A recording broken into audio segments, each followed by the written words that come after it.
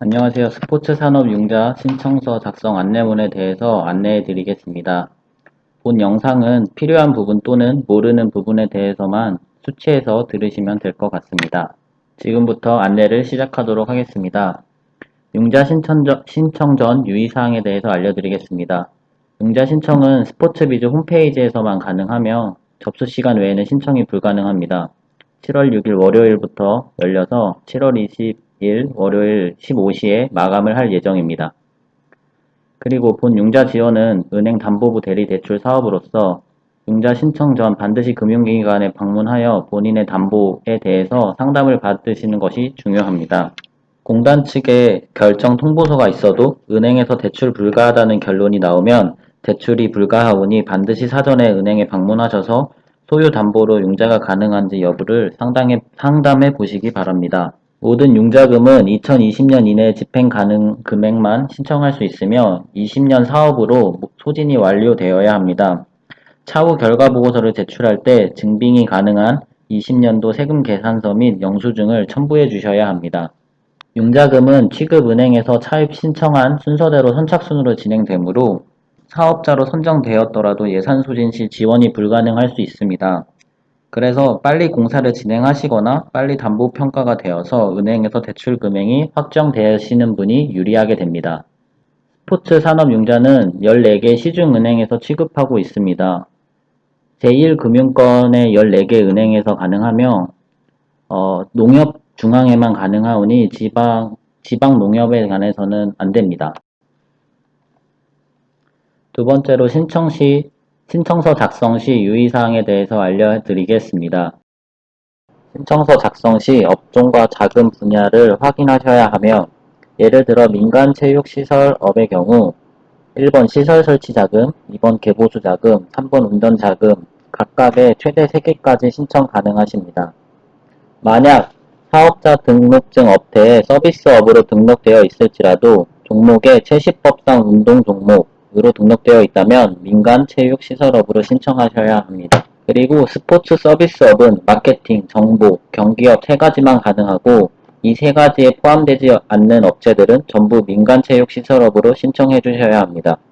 자금 세부 내역에 대해서는 아래의 내용을 확인해 주시면 되고 대상 업종별로 융자 신청 양식이 다르므로 본인의 업종에 맞는 양식을 다운받아 작성한 후 융자 신청 시 파일로 업로해 주시면 됩니다. 참고사항에 스포츠 산업 융자 구비 서류 목록이 제시되어 있습니다. 업체별로 확인하시어 제출하시면 됩니다. 만약 2020년 상반기 스포츠 산업 융자 결정 통보를 받은 업체가 재신청하는 경우 일부 서류가 면제가 가능합니다.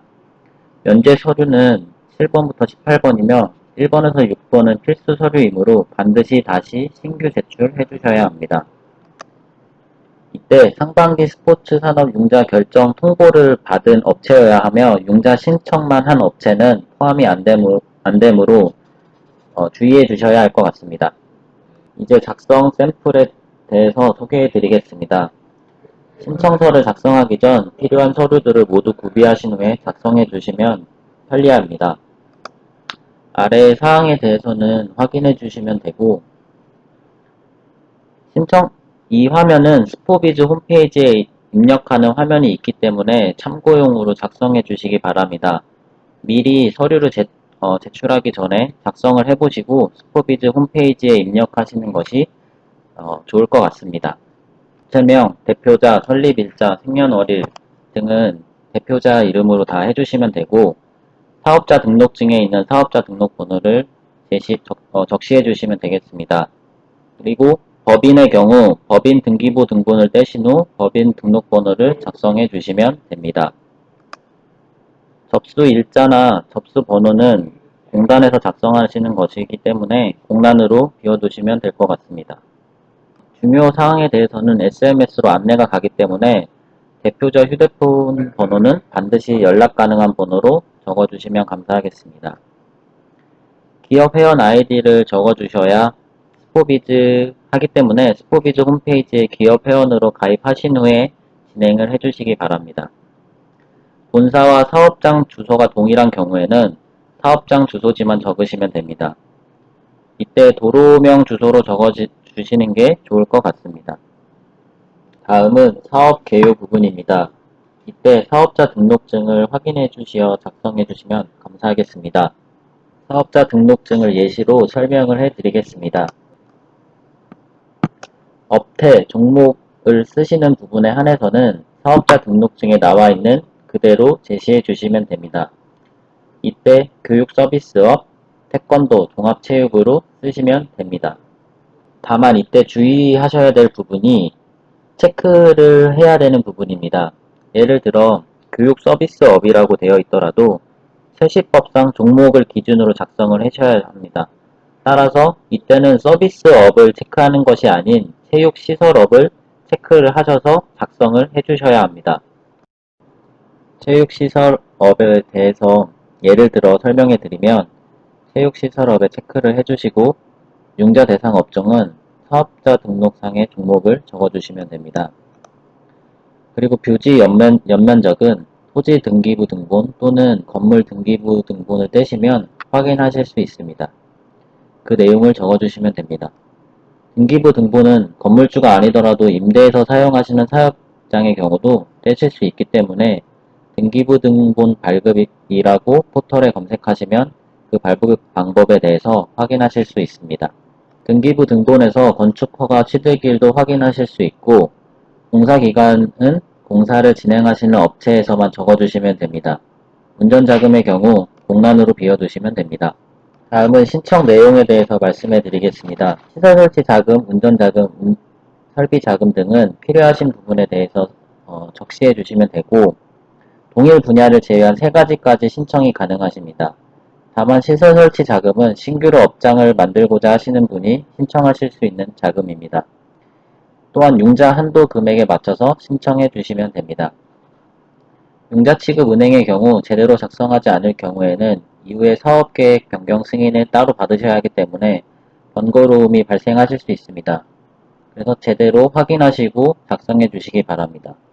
이때 필요한 것은 직인을 받은 융자 추천서를 바탕으로 작성해 주시면 됩니다. 담보 종류의 경우 임의로 작성하시면 안되고 은행과 협의한 담보로 체크해 주시기 바랍니다. 담보가 여러 가지인 경우 전부 체크해 주시기 바랍니다. 다음은 업체 현황에 대해서 말씀해 드리겠습니다.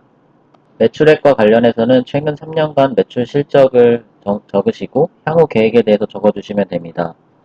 다만 추정이 어렵다고 생각하시는 분은 6월 말 기준 합계의 2배 정도로 기입해 주시면 됩니다. 2021년도에도 사업자 대표분이 예상하시는 매출액을 적어주시면 됩니다. 고용 인원의 경우 형태에 따라 나눠 적어주시되 비정규직의 경우 4대 보험 납부를 하지 않는 근로자라도 인원에 포함시킬 수 있습니다. 다음으로 코로나19와 관련해서 어떤 피해가 있을 경우 그 이유에 대해서 상세히 적어주시면 됩니다. 코로나19와 관련해서는 19년도 12월 1일부터 현재까지 기간 동안의 피해 여부를 자유롭게 적어주시면 됩니다. 다음은 융자 신청 내역입니다. 신청하신 내역은 앞장에서 작성하셨던 금액과 일치되도록 적어주시면 됩니다. 시설 설치 자금의 경우 공사가 끝나고 기성고로 받을 수 있기 때문에 공사 종료일을 적어주시면 됩니다. 만약 대금을 분할 지급할 경우라면 횟수대로 대출 시기를 적어주시면 됩니다. 예를 들어 11월 30일에 한 번, 12월 3일에 한 번 나가게 된다면 두 날짜를 모두 적어주시면 됩니다. 또한 공사가 2021년까지 계속되는 경우에는 2021년에 다시 신청해 주셔야 합니다. 다음은 자금별 세부 소요 내역에 대해서 설명해 드리겠습니다. 각 산출 내역이 융자금 소요 통계와 일치해야 하니 이 부분에 대해서 신경을 써주셔야 합니다. 임대보증금, 부동산 구입비는 융자로 지출하실 수 없습니다. 그리고 통학버스 구입과 관련해서는 도로교통법 52조에 해당하는 어린이 통학버스로만 구입 가능하십니다. 통학버스 구입에는 증빙자료도 같이 신청하셔야 합니다. 또한 통학버스 구입비는 운전자금을 신청하는 경우에는 운전자금에 같이 합쳐서 신청하셔도 됩니다. 운전자금을 신청하시지 않는 분들에 한해서는 시설 설치나 개보수의 경우에도 통합해서 신청하실 수 있습니다. 다음은 사진 자료에 대해서 설명해 드리겠습니다. 사진 자료의 경우 JPG 또는 PNG 파일의 형태를 직접 사진을 첨부해 주시면 되는데 다음과 같은 형태로 첨부해 주시면 됩니다. 이상으로 작성 안내를 마치고 다음으로 스포비즈 홈페이지에서 신청하는 방법에 대해 알아보겠습니다. 다음으로 스포비즈 홈페이지 이용 방법에 대해 안내하도록 하겠습니다. 저희 사정상 인터넷 익스플로러와 마이크로소프트 엣지는 이용이 불가능하오니 반드시 구글 크롬을 통해서 들어가 주시기 바랍니다. 일단 스포비즈 홈페이지를 주소를 쳐서 들어가서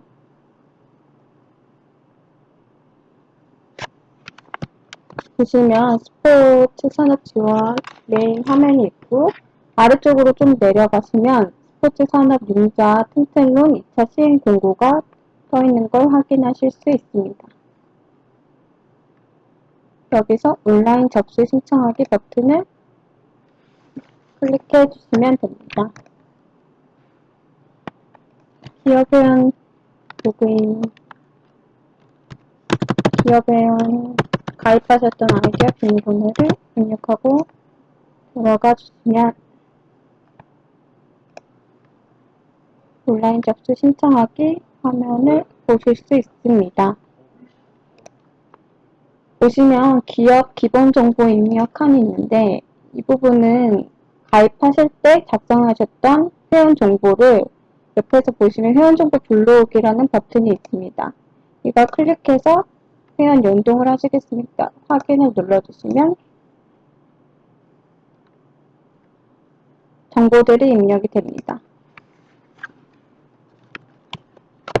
이후에 밑에 대표자 연락처나 소재지, 사업 개요 신청 내용과 같은 부분들은 신청서 작성하실 때 처음 작성하셨던 부분 참고하셔서 작성해 주시면 좋을 것 같습니다.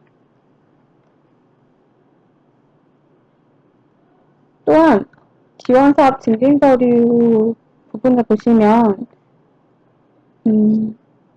서류 제출 업로드 칸이 보이는데 이 칸은 각각 파일 하나씩만 업로드 하실 수 있기 때문에 만약 첨부할 파일이 여러 가지다 하시는 분들은 알집을 사용하셔서 압축을 해서 한 파일로 만드신 후에 업로드를 해주시면 감사하겠습니다.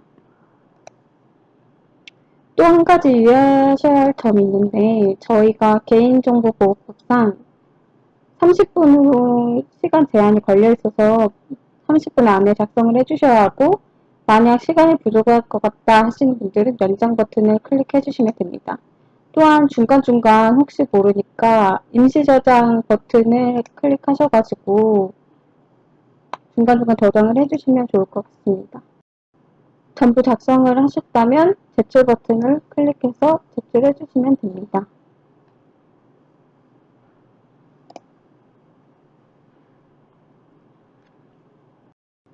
제출을 완료하셨다면 마이 페이지 화면에서 지원 신청 현황에 대해 확인하실 수 있습니다. 제출해 주신 서류는 담당자 확인을 거쳐서 접수 완료 또는 반려가 되게 됩니다. 만약 지원하신 서류가 반려 상태라면 반려 이유를 보완하셔서 수정 제출을 해주시면 됩니다. 이상으로 스포비즈 이용 방법 안내를 마치겠습니다.